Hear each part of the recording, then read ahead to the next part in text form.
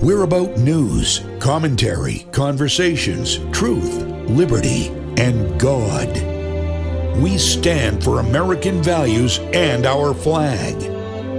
We believe that the Constitution is a document that fortifies rights already given to us by our Creator. We will not apologize for our love of God and country, ever.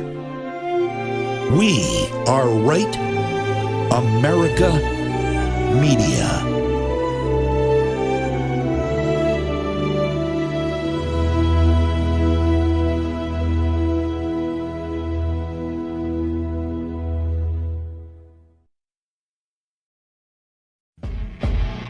It's the Elsa Kurt Show with Clay Novak.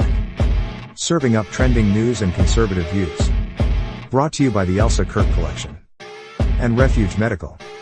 And now, it's time for the show.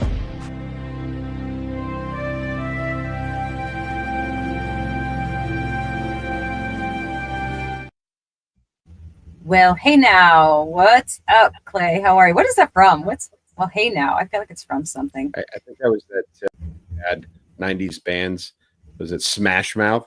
Oh, yes, you're right. Yeah. Hey now. Oh, so oh my gosh, we just talked to guys just before we started. We were just talking about how badly we sing, and I just had the audacity to just start singing.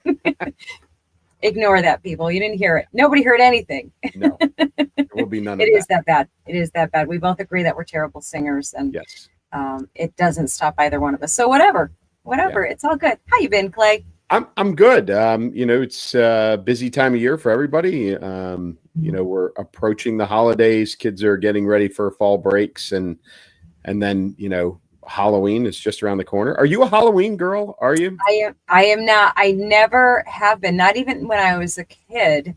I actually had such a strong aversion to Halloween that it became like psychosomatic type thing. Like I was sick. I always got sick on Halloween. Like I don't like to get scared. And my mother loves scary movies. Like the scarier, the better. So I was so traumatized as a child because now I'm aging myself, dating myself quite a bit here. Like she would be out there watching like Amityville Horror and Rosemary's Baby and like all these things. And I would hear it from, it was a very small apartment when I was a kid. And I think I was so traumatized by anything scary. And of course, Halloween, people love to jump out and scare you.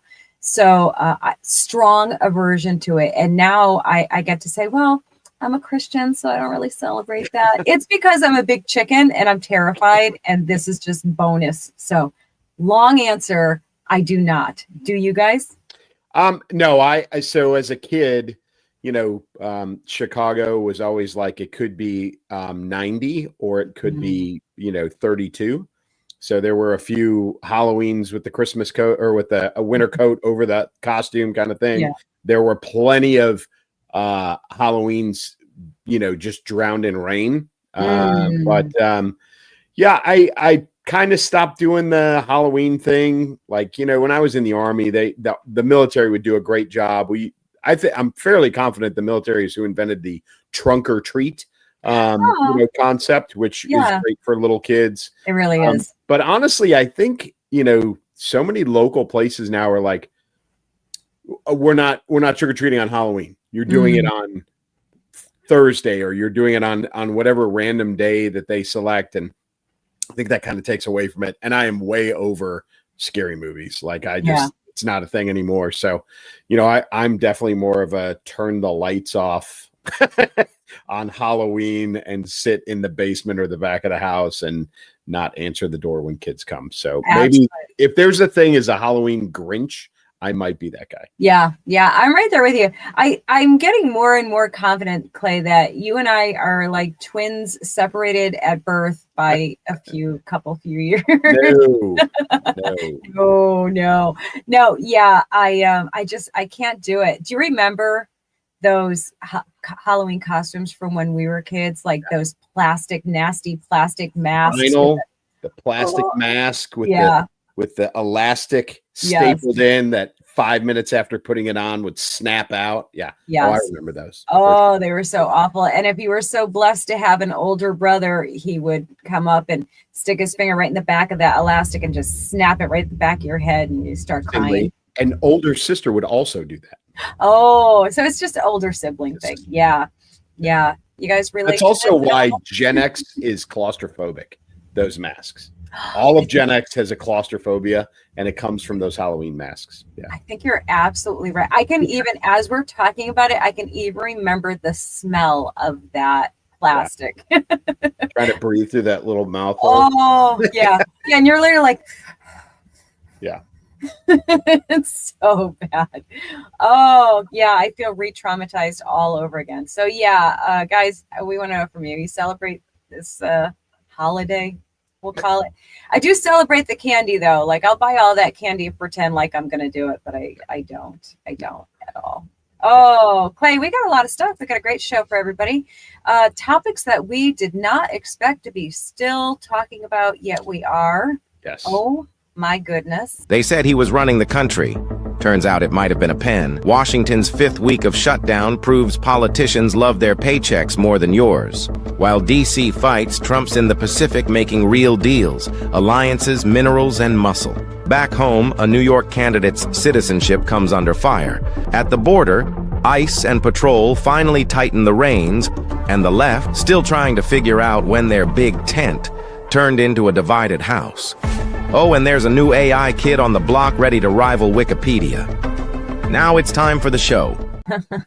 They said that he was running the country. It turns out it was a pen held by some staffers and maybe even his cokehead son, allegedly, or his elder abusing wife, allegedly. Yeah, guess what we are talking about, my friends? Yeah, we're back on that auto pen because it's still a conversation. It's become more of a conversation because House Oversight Chair James Comer has dropped that report on the DOJ's desk, alleging the Biden era executive actions, including the pardons and whatever else, were all executed by auto pen by we don't know who, or maybe we do. Yeah, I know we talked about this way back when, but an auto pen, it still baffles me that people don't understand that an auto pen is an actual physical, it's a machine, right? That is code. There's an entry code to unlock it. It logs in all the signatures, but it is literally a machine that holds a pen that you put a document in and you push the buttons and it signs a pre-programmed signature. So when they say auto pen, it is literally an auto pen.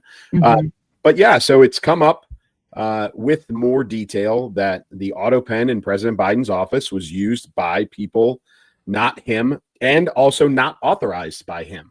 Right. And so, you know, as somebody who managed one of these things and had a code for one for a multi-star general for a little over a year, they are tightly, as well they should be, tightly managed. And clearly the one in the Oval Office was not being tightly managed. And my understanding is that when they put the timeline, this is what really cracked all of this. When they put the timeline of some of the signatures against the timeline of President Biden's travel, there was he wasn't even in the country when those were signed. Now, that doesn't mean that there wasn't authorization given by him, but it did put everything under scrutiny. And as soon as that became, apparent, the scrutiny got tighter, and now we are where we are. Oh, yes. So question number one for you, Clay, do you think that the auto pen should be used, like, period, at all? Should we not have that as an option?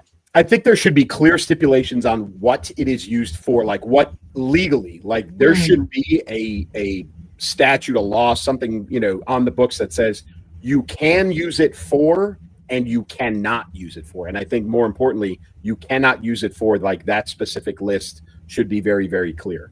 Right. You can use it for, like, listen, there's the president's signature is on a lot of things, and a lot of, like, hey, thanks for coming to the White House. Thanks for being a visitor. Hey, here's an invitation to an event. Like, if you want to put the president's signature on those kinds of non-legally binding documents where there's certificates of appreciation or things of that nature, fine. That saves any president, any administrative person the chore of sitting at their desk for hours on end and signing things. Yeah. I have no problem with that. And in fact, when I managed one, that is primarily what we used them for my boss. We use the auto pen for. Now, when it comes to legal documents, absolutely not. I think it should be put on the books. It is illegal to use it for all of the things that it seems he used it for. Pardons, for executive orders, for all of these things. Any legally binding document should not be allowed to have an auto pen, period. It feels like such common sense, right? I mean, you're talking about these are a big deal. We're talking about, pardons. We're talking about legal matters here that affect a lot of different things. So it just seems like such a matter of course that's the way it would be. Like, I get everybody should be able to get the whole, like, the tediousness of having to sign all of those things you were talking about. And absolutely a great opportunity to use an auto pen for that. But yeah, absolutely. Legal documentation, that should be, not only should that be signed by hand by the president, it should always be recorded. Like, there should be, we should be able to see them signing it, like put that camera right, right above their head so you can see that whole process. I mean, why not make it transparent? Be transparent. That's not a complicated concept. It seems to be when it comes to the Biden administration, of course. I have another question for you, and I don't know if you know the answer. I literally just was wondering it. What do we know what other presidents, if and who used an auto pen for that same type of thing? I would imagine, I haven't seen anything that says one way or the other, but I would imagine his presidency, his administration is not the first one to use it for legal documents. Okay. I would imagine it's probably been used by other presidents in the past, as long as auto pens, which is quite a long time, actually. It's not new technology. But I would say that, there's supposed to be a log that goes with it, right? Yes. And it says, the auto pen was used for, on this date, authorized by, utilized by, kind of thing. And it should all be logged for every single signature. And as soon as there isn't accountability for that, then you have a significant problem. I don't know. I think this has a lot more to do with the abuse of it relative to President Biden's mental decline. Than anything else. I think, you go back to any other president, and we can say whether it's President Trump, President Obama, President Bush, right? Just go back those three, and you say, did they use an auto pen? I'm sure that they did. Did they use it for legal documentation? I'm sure that they did. But I also believe that every one of them had the cognitive ability to authorize specifically the use of the auto pen to put their signature on something.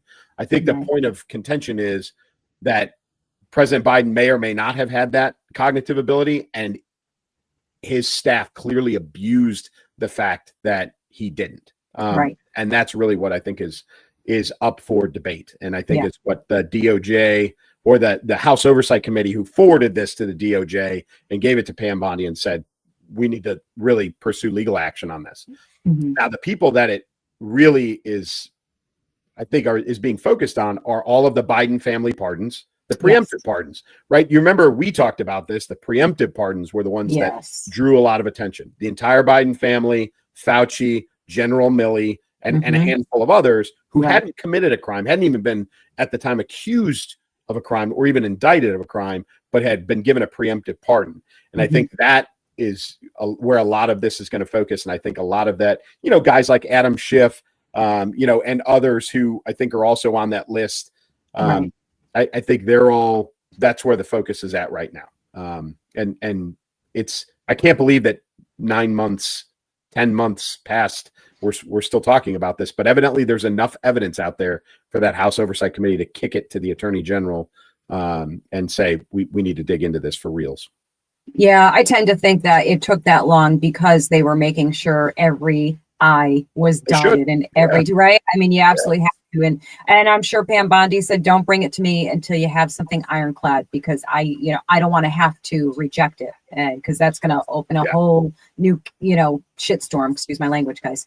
But that'll be like Epstein 2.0. Why won't Pam Bondi prosecute? Why won't you go after? Oh, she's in their pocket.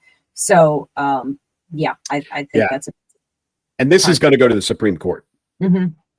Guaranteed. So again, I think your instinct of it better be right the first time, because what you don't want is something like this to go into the legal process for legal review and potentially, for legal action, and have it be thrown out on an administrative technicality. Like that's the worst thing that could happen. Yeah. Yeah, absolutely. Absolutely. And listen, there's always, and they're, pretty much going to be from the left that are going to say, oh, all this time has passed. The man is, ill and elderly and all of these things. Let it go. No, the people that were pardoned probably should be charged criminally. So they did unexcusable amount of damage to this country, and I want to see them held accountable, or at least have the light shined on them, and we can find out what level of accountability and what really happened and who really did what. So I am all for this, 100% all for this getting pursued the way that it is, and I hope it goes to all the next steps, which to me next steps would be obviously to Supreme Court, and then they're going to have to decide what, if anything, is getting voided, what pardons are going to get voided, and they simply should be gone, done. Yeah. And listen, folks, this is the one person who's not going to get in trouble over this, truthfully, is President. Right. Because if they determine that he was mentally incapacitated, he was incapable of making these decisions, then he can't be held accountable for the decisions. Right. The people who are going to get held accountable for this are his staff, as you mentioned up front, his son, his wife, potentially, because now we know that they were in the office when these things were being discussed. Probably his chief of staff, his aides across the White House, those folks who were in the office, in the Oval Office, doing this, those are the people that are going to be held accountable. And then, like you said, void the decisions that were made. Which I think is actually more important than holding the people accountable who took advantage of the situation.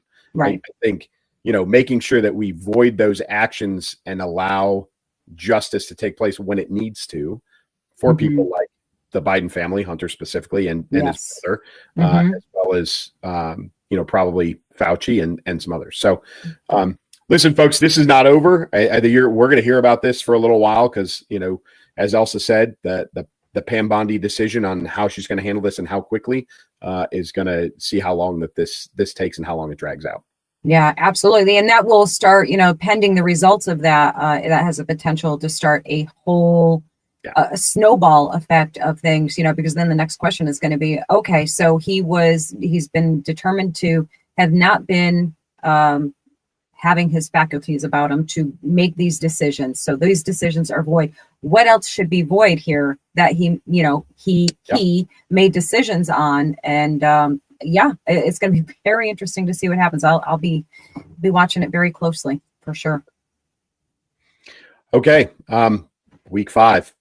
Week 5, folks. Dude. I cannot believe that we're here at week 5. I can't week either. 5 of government shutdown is officially is today, starts week 5. So 4 full weeks. And really, the significance of this week is we are now into the no pay world for federal workers, the military itself, air traffic controllers, et cetera, et cetera. And we are no closer, it seems, to finding a solution than we were in week 4, week 3, and all the way back to week 1. Yeah, the Schumer shutdown is now even getting some flack from Democrats, from their own side. Now they're saying, all right, you know what, enough, just fix this. We have the largest union of federal employees. That's the American Federation of Government Employees, which represents over 800,000 workers, are demanding that Democrats swallow the Republicans' clean CR to reopen the government, and basically saying, get the government open, figure out all the stuff after that, which is what the Republicans have been saying all along, like pass this clean resolution here and let's go. And then we can talk about all of these things, but let's get our people paid and move on. And the, Schumer and his cronies are all saying, nope, not going to do it. Don't care about Americans. Don't care about our federal workers. And oh, by the way, don't care about those SNAP EBT pays either. Yeah, that seems to be one of the biggest uproars this week across social media some of it mildly entertaining, a lot of it pretty disturbing. But you know, the move that's happening right now is that crowd, the EBT, you know, folks on government assistance, and their reaction to this. Now, I've seen a couple of different things, and I will tell you, in all honesty, both sides of this discussion, both parties have shown that they're misrepresenting what's going on in this. And I say that in, you know, so the EBT crowd has turned this into, well, if I don't get my EBT, I'm going to go rob Walmart. They can't catch us all. Like, there was actually a call, I think it's for tomorrow. Oh, by the way, folks, today is the 30th. We are recording at our normal time, 4:30 on the East Coast. So we're about 4:50 right now, the day before Halloween. So you'll be watching this on, right? Halloween? Is Halloween Friday? Yeah, that's right. Yeah. Oh my gosh. No, wait, no. Is it? What? Am I off a day? I don't know. Yeah, I think Either you're way, off a we're day. Yeah, we're off recording a on day. Wednesday. Yeah. Whatever, and this guys. will show on Thursday. Regardless, there's a call. I think it is on the 30th, maybe, at 6:30 p.m. nationwide, that people will go into their local stores, grocery stores, specifically Walmart, I think has been targeted. And they're going to go in there. They're going to fill up their buggies I kept seeing used, which is clearly a regional thing. Yeah, definitely. And then just walk out. And the sentiment is they can't stop all of us. But these individuals have decided that they are entitled to this, you know, food program, and they're just going to take what they need. Now, Walmart hasn't done anything. Walmart is going to be a very interested but innocent bystander in all this, who's going to get taken advantage of. Right. And they have done nothing wrong. Like, this isn't on Walmart, but I think they're going to bear the brunt of it. Now, I did see on Newsmax a very conservative, you know, and I don't remember the guy's name, but he was misrepresenting the EBT, the food stamp program, in the sense that he was saying, okay, well, you know, 50% of Afghan immigrants are on EBT. 46% of, and these numbers are in the ballpark, but they're not exactly, you know, 46% of Iraqi immigrants are on EBT. You know, 52% of Ugandan immigrants are on EBT. So he's using these large percentage numbers, and he made it sound like, you know, the American government was funding tens of thousands of immigrants. The reality, folks, is that 90% of the people who are on food stamps and EBT are American citizens. Okay. Yeah. That last 10% that this guy is misrepresenting are non-American, non-citizens who are on the program. So, you know, the vast majority of people being affected by this are in fact Americans. Like, let's not turn this into an illegal immigrant. There's enough issue with the government shutdown that has to do with illegal immigrants. EBT is not necessarily one of them. Okay. Right. These are Americans who need these programs. And I will tell you that there are service members and their families who are already on EBT food stamps on a normal paycheck month, let alone now they're not getting any paychecks. So, you know, there's some significant issues right now with EBT, and they're hitting this month, and things are going to be dicey out there, folks. I think across the board in any store that sells food items or normally accepts EBT. Right. Yeah, and you know, I've seen them too, Clay, and there's plenty of conversations that can be had about the abuses of the welfare system and the EBT SNAP program and all of this. Those are very, very valid conversations. But you know, you do have to have something of a heart for people who are truly in a position where they need it. So we have to be careful. I don't mean you and I necessarily. I don't mean you and I at all, actually, in this particular case. But we as a society need to be very careful about making blanket statements about a whole population of people who are in need of assistance. My issue, and I think all of our issues should be with the welfare system, of how broken and disruptive it really is, and truly not helpful to people in need. But, you know, we talk, you know, this conversation has been had so many times about the difference between a hand up and a hand out, and our welfare system is a handout. It's become, I'd like to believe it was never designed to be this. I question that. My mistrust of government, you know, at this stage of life makes me kind of say this very cautiously when I say, I would hope that I'll say it like this. I would hope that the intention was to be a hand up and not a hand out to, you know, control portions of the population. But, you know, that is the case when we're talking about the welfare system. That is the case when you control the when you control the food, their resources, you control the people. So you shut that down for them and they can't access it. This is what's going to happen. This is the mentality that you'll see from a portion of that population, who's abusing the system. The people who aren't abusing the system, technically, listen, if you've got kids' mouths to feed, children in particular to feed, you're going to do what you got to do to feed your babies. So they need to fix this, and they need to do it really, really fast. And this is, yet another thing that is putting another nail in the coffin that was and is the Democrat Party, right? Yeah, and so there's a couple of things going on. We hit the EBT crowd. I kind of touched on even the military folks, and listen, I blasted out, and we've talked about sec def, sec war, whatever you want to call them now. Hexit. Mm-hmm. This is an opportunity for him to solve this part of this problem for the military families. Yeah. Okay.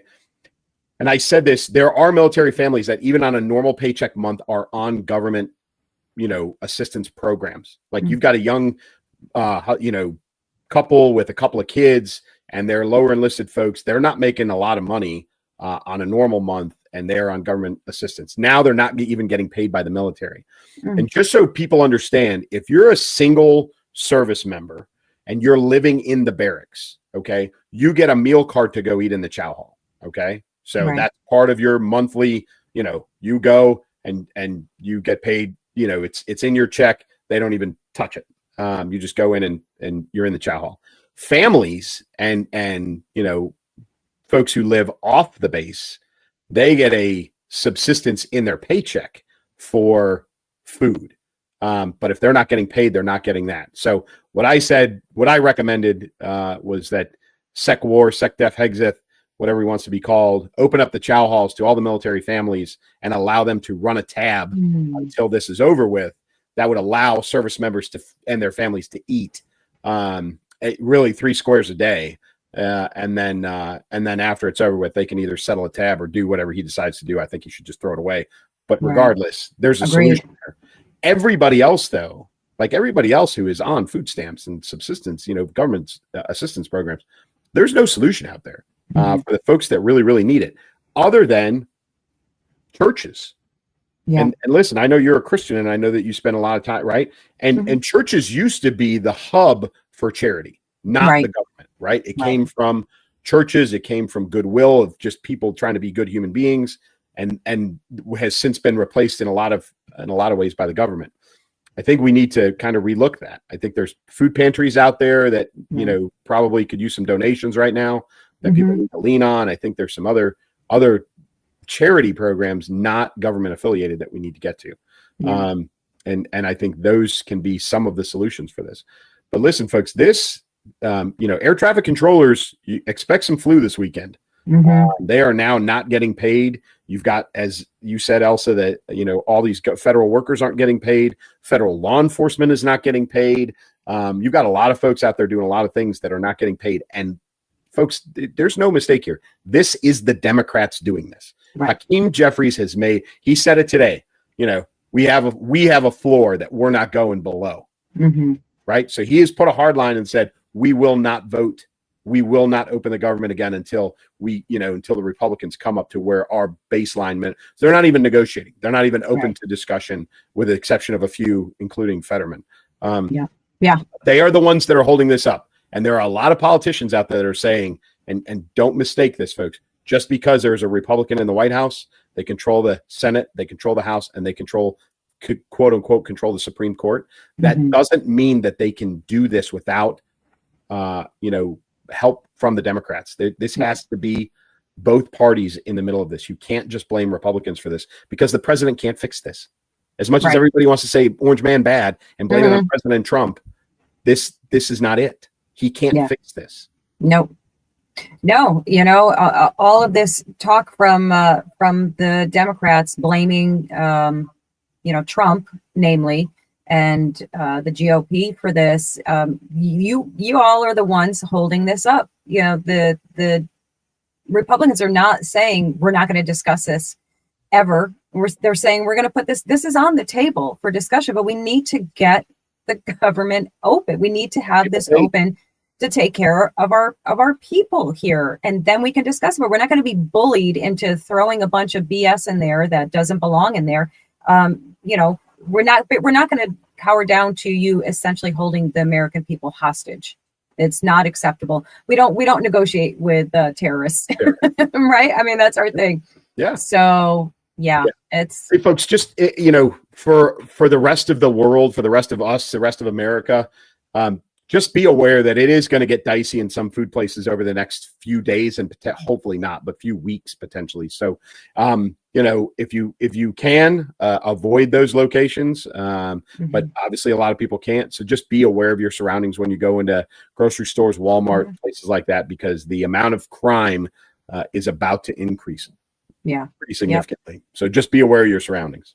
Yep, as excellent advice, and very worthwhile advice, because it's going to be a thing that the more we go into this, the more desperate people get. Yep. And it's not, so you have that, right? You have the more people get desperate legitimately. You also have the ones that are going to take advantage, like the ones we were talking about in all those videos. They're just going to take advantage of this situation. They've got food. They're fine. They're totally fine. They're just going to take advantage of the situation, and they're just going to loot stores just because. This is the the George Floyd riots, right, for racial equality that turned into stealing Louis Vuitton. Right. Like, yeah, exactly. You're going to have some of that for sure. Right. And the proof of that is going to be, the handful of guys running out of Walmart with, flat screen TVs, right? And not steaks, not right. Not some boxes of cereal. Nope. I don't know how you're going to eat that flat screen, but enjoy, I guess. So we already know exactly what's going to happen here, and all of the innocent, law-abiding, good humans out there are the ones that are just suffering for all this. It's so frustrating and so maddening. I can't even. Since we're talking about the Democrats, you want to move on to that one? Should we? Okay. Let's talk about, was 2020 the breaking point of the Democrat Party? What do you think?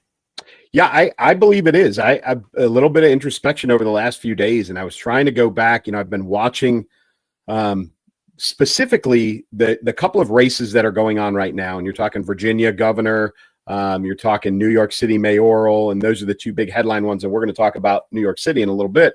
But you go back to 2020, and so President Trump looking for re-election, just to set the stage for everybody, and the Democrats could not get a viable candidate. So think back, folks, remember this. They couldn't get a viable candidate, and so they grabbed Joe Biden. And if you remember, he didn't even campaign. He came in late, right? Yes. He sat in his basement. He barely campaigned. So he was forced in. There was some shenanigans that went on. There was a divided opinion.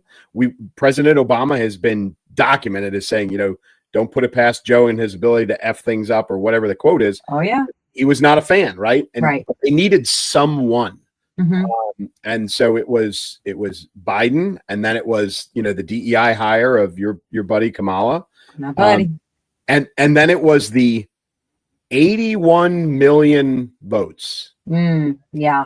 We can pull up the graphic for that, right? Right. Yeah. 81 million votes. Everybody's seen it. Now, just keep in context, 4 years before that, 8 years before that, President Obama, right, who was one of the most popular presidents. He was their superstar in modern history. Yes. When he was elected for his second term, not his first term, his second term, 66 million votes.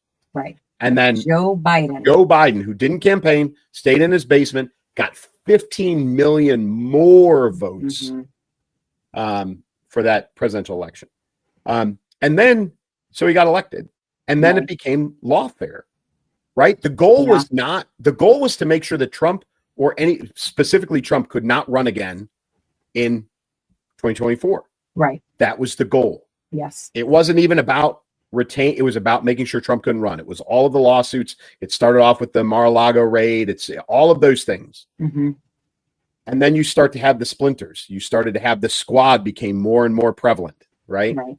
And Bernie Sanders and his socialism that he's been trying to push for the last 30 years is got a but I think 2020 And that election and Joe Biden going into the White House was the breaking point for the Democratic Party in that it's all hardline left. Yeah. Yeah. Oh, absolutely. This is truly the, Mamdani openly calls himself a democratic socialist. Like that's the term that they use. And as we know, of course, Bernie is, that's a long time been his thing. And, the term democratic socialist is one of the most annoying things you could ever hear if you're a thinking person, right? Like everybody knows what these terms mean, and everybody was thinking and paying attention. There is nothing good whatsoever that has, or will ever come from socialism. So what do? They slap another word on it, like, well, everybody, we love being a Democrat, so if we're democratic socialist, that's different. No, it's not different. It's not different. You're just adding a word to soften it and make it sound more attractive to a population that maybe would have still had the sense to recoil at the word socialist because they understood what that actually means. So now you have this whole group, and like you said, Clay, they are running the show. They have taken over the party. They are the voice of the party, and anyone, your mama's Democratic Party, doesn't exist anymore. Those people still exist. They're still alive. They're still, wandering around, scratching their heads like, what happened? And not understanding that they lost their party. It's gone. And I don't think it's ever coming back. I mean, you basically would have to completely rebrand. And I mean, that would take, a decade, if not longer. And listen, I know folks are going to talk about, President Obama being the president or the administration of division, right? Mm-hmm. That's not this, right? That's division between Republicans and Democrats, right? Right. You've got, the next kind of step was Russiagate. Mm-hmm. Right? It's dirty politics, okay? And politics is always dirty. That was just very blatantly dirty politics. Yeah. America has always taken stuff like that. You could go back to Watergate. And America as a whole looks at that, and American politicians look at that and they go, that was too far. And the pendulum swings back. Right. There has been no swing back of the pendulum since 2020. Yeah. None. In fact, it's gotten worse. I was just going to say, it's gotten so much worse. And I think that specifically, the election of 2020, followed by the election of 2024, where Biden bows out late. They put Kamala in there with 0 electoral votes, truthfully, zero choice by the public. Now we're hearing through some of the books that are coming out that President Obama didn't want to endorse Kamala Harris.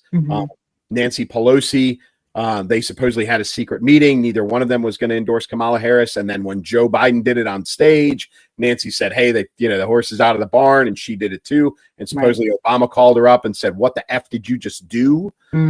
So there's a lot of fracturing going on within the Democratic Party, and the people who are taking advantage of it are the squad, people like Mamdani, right? Hakeem Jeffries and all the rest of these folks. And you're right. I don't think it's irreparable at this point. Yeah. There's no voice in the future that any of us have seen in the Democratic Party, because it's not Newsom, it's not Pritzker, it's not any of those, any of the up and comers, quote unquote, hero, maybe, but doubtful, that could bring the Democratic Party back together and back to reality, back to a rational thought process. I think they're gone. They're gone because they're all, for the most part, they're all older. This is a whole crop of young bloods that are in now, and they're running with it. I mean, obviously Bernie's the exception to that. He's just hanging on for dear life. That's Muppet. But the only one, and again, anytime I bring up this guy's name, I'm always like, I can't even believe I'm using this guy in a positive light in any way, shape, or form. But the only one that's notable, talking any sense, that people actually pay a little attention to is Fetterman. Just so bizarre to me, but even still, he just doesn't have what it takes. He's not a good speaker, and they're trying to vote him out. Like, exactly, of course, it's him in Pennsylvania right now, right? On they're already campaigning against him. The Democrats are, of course, out of office because he has gone so centrist and even so much more to the right. So even when you do have someone who is willing to cross the aisle, willing to move forward with progress, they want him out because it's become an extremist movement, Mhm. and that's where they're at. Yeah. Even Cuomo, who we're both saying is the lesser of two really evil options for New York City, is I saw him in an interview today. He was saying if he's using fear in his own party now, Yeah. right? Right. The fracturing. He Right. is saying if Mamdani wins New York, then Trump is going to roll tanks down Main Street Mm. and take over the city Mhm. by force because he's going to use Mamdani as an excuse. So now you've got this fractured infighting inside of the Democrats, Mhm. that they're now going against each other. So it's pretty broken, and I don't see a fix. I certainly don't see a fix by 2028. No, I agree. No, my goodness, I wish I had the crystal ball to see what's going to happen here, but this party the Democrat Party has completely shifted and changed. And again, I fully believe that they are not getting that party back. I don't see it happening. Again, if it's going to happen, it's, you got a decade, if not longer, before that can happen, because they just have too much steam. They have too much financial backing from very nefarious, deep pocket people, right? Yeah. And who want to see this happen. And, these are people who have been playing, and I've talked about this before, right? We've talked about this. They've played the long game. Yeah. This is decades in the making. And we were asleep at the wheel. We weren't paying attention. We weren't taking it serious enough. We believed that we had enough patriotism, people. And then you had all of the illegal immigrants coming through. And it's a deep, deep hole in the Democrats that once existed. Just don't have the steam to dig out of this. They just don't. They don't. Yeah, the Kennedy Democrats are gone. They're gone. They're gone. End of a sad, tragic crash and burn ending of an era, for sure. And since we're bringing up Mamdani, we might as well go right into that, right? Yeah. Clay was laughing at me because I actually, when I put in our little headings there, I put it in twice. He's like, "You must really want him to get deported, huh?" Yeah, I do. Yeah, that would be nice. That would be good. So I don't know if there's going to be any steam to that whatsoever, but you have two House Republicans are asking the DOJ to review Mamdani's naturalization. They're citing potential omissions, talk of denaturalization, and deportation. So that's the conversation. They're, let's call it what it is. They are trying to find anything that they can to get this guy out because he is a genuine, legitimate risk to not only New York City, but the whole country, really. So yeah, that's what they're trying to do. What do you think? Are they gonna? So he's born in Uganda. He's dual citizen. He's born in Uganda. He's got still to this day has dual citizenship with Uganda and the United States. His mother even said I read this today in an interview that he doesn't even consider himself an American. He considers himself a Ugandan. Now, she said this a number of years ago, but she did say it in an interview that he didn't consider himself an American. He considered him because he was born in Uganda and he was raised back and forth between India and the United States. So he considers himself a Ugandan and an Indian and not an American. Now, I'm sure if questioned, he would say, "Oh, well, that was my mom that said that," or "Yes, she said that 10 years ago. I consider myself an American now." I'm sure he'll talk his way out of it. Yeah, but just like he's talking his way out of the whole my aunt with her on the subway. Okay. Whatever that was. How did that work out? That, of course, don't they know that they're going to get checked? Like, people will scour. Always. They will do the things to find. They don't care. They don't. watched Joe Biden do it for an entire career, lying over and over again, telling these stories about people and places and times that didn't line up. And he continued to do it.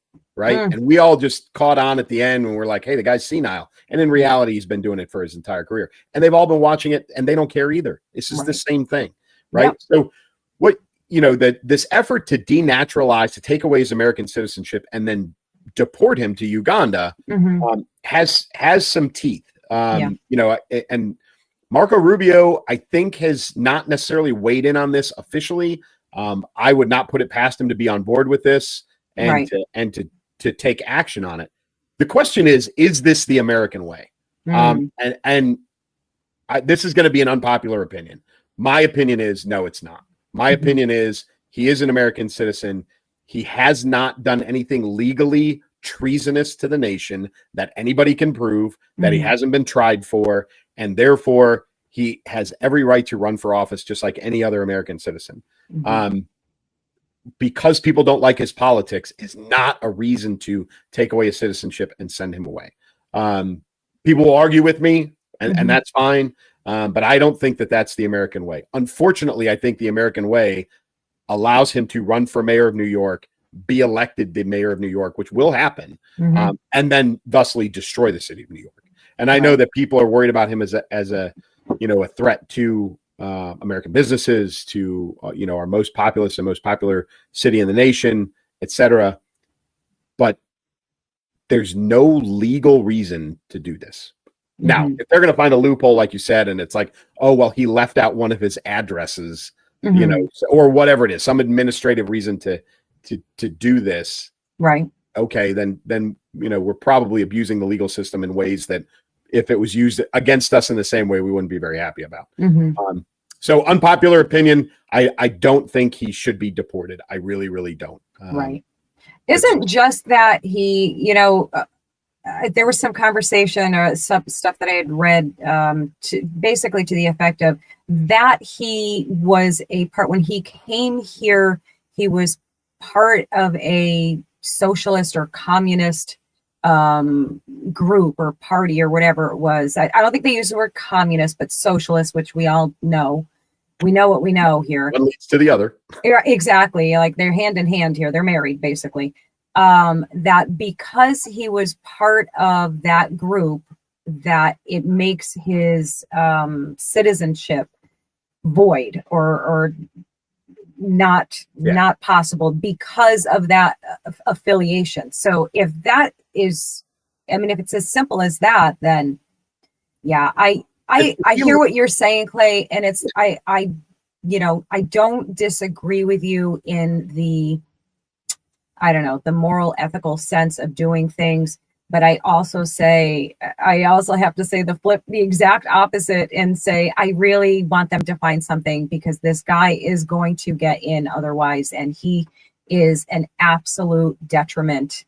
It's such a mild word to use, to New York City, the citizens, I always think about these poor people who are going to be affected, the ones that are just trying to earn a living, have a life, do the right thing, pay their taxes, pay their bills, take care of their family, and they are going to be the ones to suffer profoundly from the actions of this man.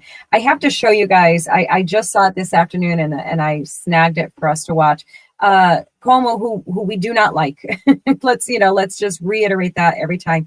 But he put out an ad. I don't know if you saw this, Clay, but he put out an ad against, obviously, Mom Donnie, and it's all like AI, but it's pretty good. It's a little bit lengthy, but we're going to watch it because it's good. So here it is, guys. An inexperienced radical whose policies will make New York City more dangerous. But what do his actual supporters think? Mom Donnie isn't crazy. He's just trying to even the playing field. Give everyone a fair shot. Sure, he said multiple times we need to defund the police, but that was just a metaphor. And yes, he did say crime is a social construct, but that was also a metaphor. His main backer, the Democratic Socialists' ideas are common sense, such as decriminalizing misdemeanors, like shoplifting, third-degree assault, trespassing, prostitution,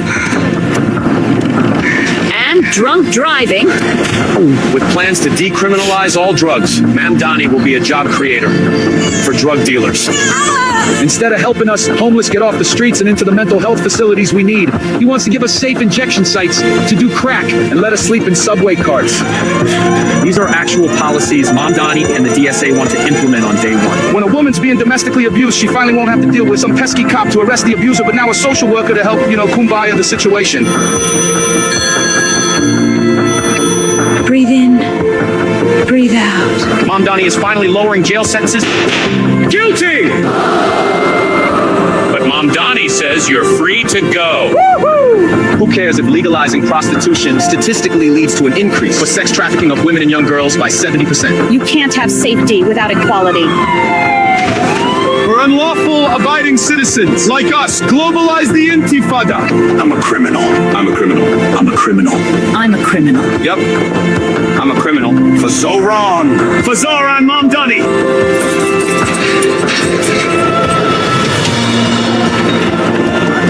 I didn't have a real job until I was 30, but sure, give me the keys to the city. What's the worst that can happen? Ouch. Wow.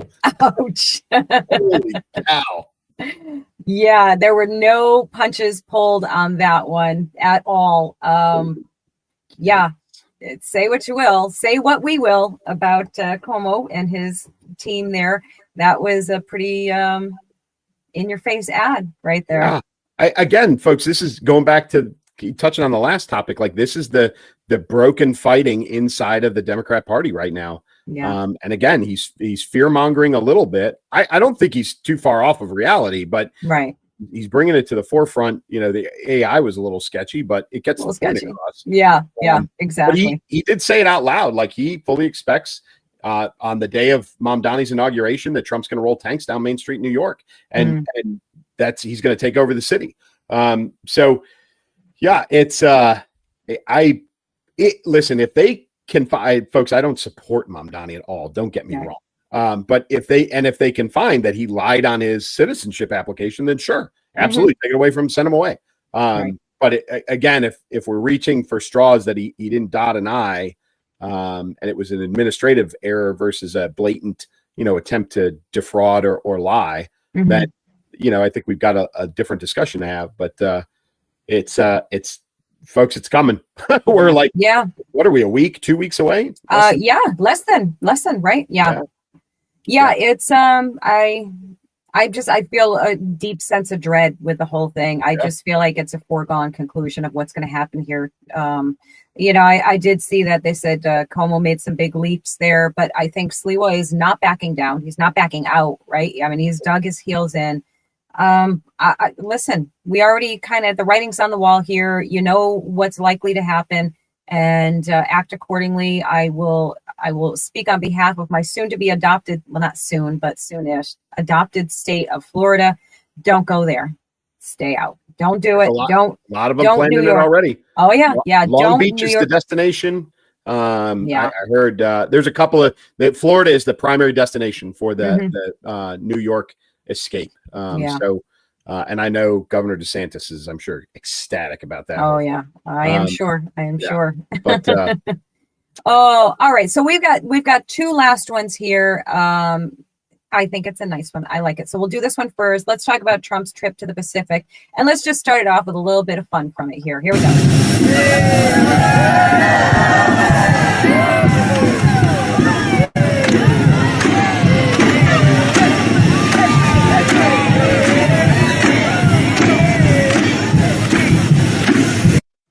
I love it. I loved it. I enjoyed that.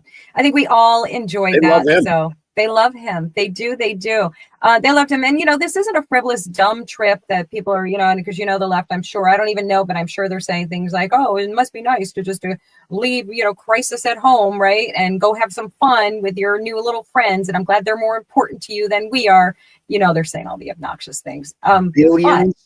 Billions of dollars in trade, in business, in investment, and oh, by the way, ended a war while he was for kicks. Just felt like it. So it's like that. You ever see that meme? Felt cute today. Thought I'd end a war. So Malaysia, Thailand, Cambodia, Japan, South Korea, Vietnam, all business deals, right? So you've got trade deals, you've got investments in the U.S., you've got all of that, billions and billions and billions, hundreds of billions of dollars, and then signed the Kuala Lumpur Peace Accords, which ended a war between Cambodia and Thailand. Key deals with Japan, key deals with South Korea. What did you talk about? Rare earth minerals, right? Which is a big thing. Now that gives us a lot, not just us, Japan and Australia is also tied into that deal. Some freedom from China and their control over rare earth metals, which are the things that go into, I don't know, like computer chips and your EVs, phones, airplanes, electric cars, all of the things that we depend on, basically, right? So, and you know, put out one of the biggest key points there, that reducing our dependency on China, big deal here, really big deal here. So don't play it down, folks. This was a very important move that he did, and it's great. He is supposed to meet today, I think, with Xi Jinping from China. Yes. And then he did open the door. He offered a meeting to Rocket Man in North Korea, who didn't take it, but he did open the door. Yep. You're going to see some activity on this meeting with China today, guaranteed. Yes. And so we'll see what comes out of this, but already a successful trip. I mean, you can say highly what you successful. want. My goodness. And then they published today, he's going to get off the plane tomorrow. He's going to go. He's hosting an event in the middle of the day, right off the plane, and then he's giving out candy to trick-or-treaters tomorrow night. So he literally, you know, Joe Biden would have been down for oh my gosh. He'd have come off. First of all, he never would have made the trip. Second of all, if he made the trip, it would have been 2 days, one stop, and he'd be back, and then he'd be out for a week. Yes. He couldn't do this if he tried. No. President Trump's going to get off the plane. He's going to go do some more events, and he's going to roll right in. And you know what, folks? If he goes golfing on Sunday, good for him. Leave the guy alone. Like, he earned that golf. He can golf. And you know what? If he does go golfing on Sunday, he'll be working while he's golfing. He will be making deals and he'll probably shoot under 85. Right? The dude's amazing. And, you know, hate him all you want. You can't keep up with him. Try. Show me someone half his age that can keep up with that man's schedule. Yeah. And he's incredible. I don't care if you hate him. I don't care if you love him. I don't care about any of that. You need to at least give him that man never, ever stops. He works so hard for this country that he loves so much. And I respect and admire that about him so much. And I don't really care if you don't. So whatever. It's all good by me. Last one of the evening. Elon's XAI has released the beta version of they're calling it Grokpedia, and it's to rival Wikipedia. And I think that is really very interesting. I don't know if it's good, bad, or indifferent. I just think that it's really interesting. Hence, we're throwing it in here for our last lighter topic here. You know, obviously AI is such a huge point of contention for people, and rightly so. It is something that has grown to such a degree that it's out of control. I cannot stand some of these AI videos. There's a platform called Sora, I think it's called, out right now, right? And I know everybody's loving it. Everybody's enjoying it. These hokey videos that are, you know, really now if you recognize, you recognize it because it's the same type of thing that they're doing over and over again. I personally cannot stand them. I scroll past them so fast because I don't know, maybe it's like maybe it's my little bit of bitterness because I you know, write, script, perform, edit. I do all of the work for my own skits and everything, and people are just like generating and like so rude. But whatever, you know, that's all. It is what it is. I am not a fan. If you're on the right, it's very likely that you are not a fan of Wikipedia because it's so profoundly biased, because people could input information and change it and do all of those things. So I will be checking. I have not yet. I followed it or whatever. I don't know. I bookmarked it, I think is what I did. Grokpedia. I'm going to look into it for you guys. I maybe will even make a page for myself, and y'all, maybe you guys can jump in and edit it. Be nice. You hear me? You behave. Yeah, I told Elsa before the show, folks, that I don't go much on Twitter. It just doesn't. I don't use it. But I did pop on it yesterday, and I saw this. Like, this was the first thing that popped up. Obviously, it's on X/Twitter. But you know, Elon Musk literally called Wikipedia Wokepedia, because of the ability for people to go in there and edit. Anybody can go in and edit Wikipedia, as we all know. Right. So what they've been doing is they've been wokeifying Wikipedia. They're literally editing out truthful things, adding in things that go with the woke mindset, and they're changing what you know the entries are to fit that narrative. And he's like, we can't do this anymore. Right. So Grokpedia is supposed to be fact-based, not opinion-based. I don't know how much editing is going to be allowed available. I don't know how it's going to work. I don't think there's going to be much at all. Like it's the way I understand it is that it is so committed to fact-based material. Like I typed in a question, like, how do you make a page on Grokpedia? How do you make a page? And I did it so soon before we did this. So don't quote me on this. This is like very loose. Basically, the gist of it is like you put in your information, you start inputting the information, and it warns you to not, lie or embellish, because it's going to flag it and it's going to stop you immediately, because it's like fact checking you in real time. So fabulously fascinating, I think, from that. So I do have an example. I almost forgot that I pulled this up for you guys. So this is the Wikipedia version of George Floyd. And as you can see, he's an African-American man who was murdered by a white police officer in Minneapolis, blah, blah, blah. You can probably freeze this and read it all yourselves if you so choose. Okay, so that's theirs. All right. Now here is the Grok version of that, which is really very just the facts, ma'am. Like straightforward. George gives his full name, American man, lengthy criminal record, which I don't think that the Wikipedia one even mentioned his criminal history. Drug possession, theft, blah, blah, blah. Gives the facts of the circumstances of what happened, and just very factually straightforward. Here's what happened. No, misleading or leading, words or statements or anything like that. So from that alone, it piques my curiosity. So we would love to hear what you guys think of that. Of course, we want to hear what you think of all of the topics. Pipe in, give us your opinions, your thoughts. If you got to correct us on something, go ahead and correct us. We got thick skins. We don't get insulted. If we were wrong on something, call it out. If we were right, even more importantly, if we were right, tell us how right we are. Because I love to be told I'm right. It's my favorite thing. Oh, but as usual, Clay, you did an awesome job picking out our topics, all really, really important topics that are so stressful. America's doing it for me. I don't. Yeah. It's not hard nowadays. It's not hard. It's just you pop through 3 or 4 news outlets and the same 6 or 7 topics come up. Yeah. And I just grab the ones that I think are most interesting for us, and I'm happy to do it. And it's always fun to do it with you.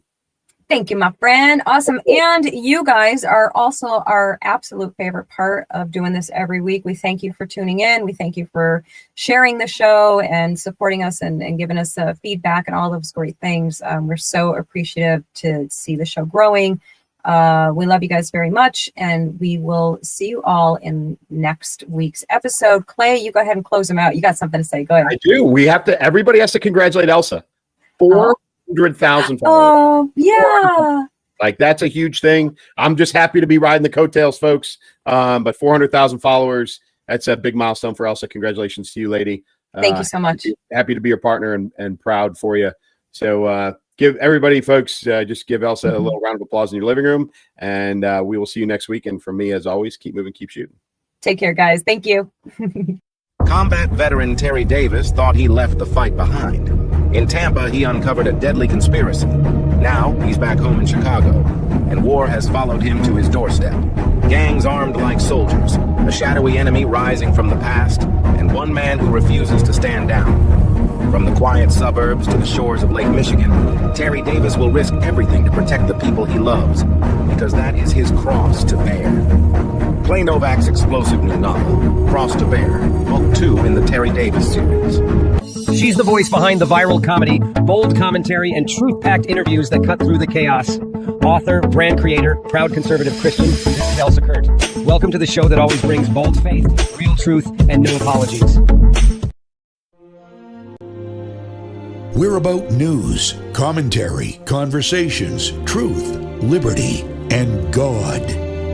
We stand for American values and our flag. We believe that the Constitution is a document that fortifies rights already given to us by our Creator. We will not apologize for our love of God and country, ever.